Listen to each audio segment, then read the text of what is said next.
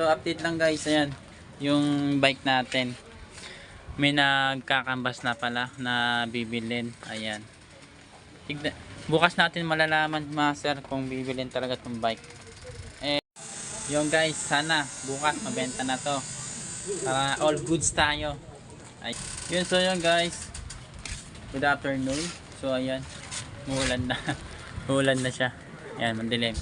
So update lang guys, ayan yung bike natin. May nagkakambas na pala na bibilin. Ayan. Bukas natin malalaman master kung bibilin talaga tong bike. Eh, inano ko dun sa labas dinisplay ko Ayan, binenta ko ng 1.5. Ayan. Bukas na malalaman master kung ano, kung bibilin talaga. Ayan. Sana mabili na para may extra pera tayo. Yun, para maipon na tayo guys. Ayan goods naman yan guys, grabe, napakaganda niyan. So sana mabili bukas. Tatanong pa daw kung sa ano, sa isang ano, sa asawa niya. Ayan, sana mabili yan bukas. Ayan, dinisplay ko doon kasi sa palengke namin, sana mabili.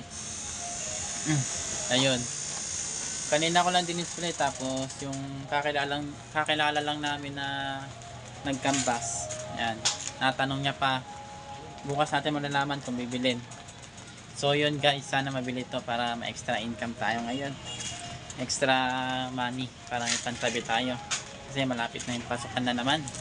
Hindi mo malalayan, pasokan na pala bukas. Ayan. Tapos bukas magtitinda kami. Ayan. Sana wag umulan bukas guys, kasi tignan yung panahon maulan talaga.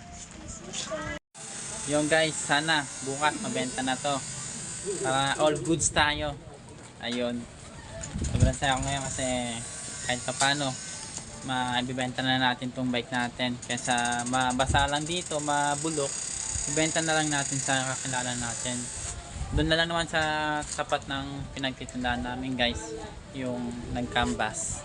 So yun, bukas natin malalaman guys, kaya bukas natin ipopost na nakabenta na. So yun guys, yun lang. Sana mabenta natin tong bike na to. So yun lang guys. Yan grabe. Paalam Pro Max. Yan Pro Max yan guys, pangalan niya. Paalam sa iyo mga sir. Matagal ko rin tong ginamit, mag 2 taon na ata. 2 taon na. Yan.